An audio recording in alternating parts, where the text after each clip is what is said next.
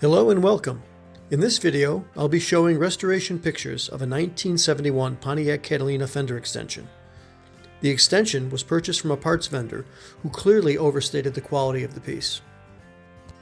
Deep cracks, gouges, and a missing mounting tab were present.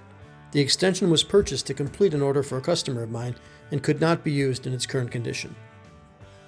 The first step was to remove all paint and work on filling all the cracks.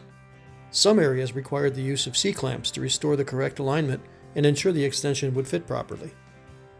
A new tab was formed using a thin piece of aluminum which was riveted to the fiberglass and supported with fiberglass mesh and JB weld.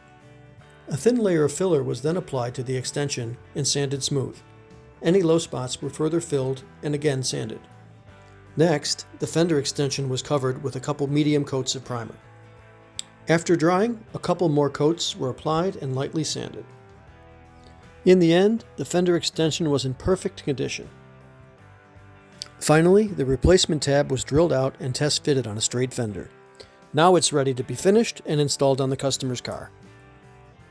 Please like and subscribe to the channel for more restoration videos, and follow the links below to my website to purchase NOS and restored parts. Thanks for watching.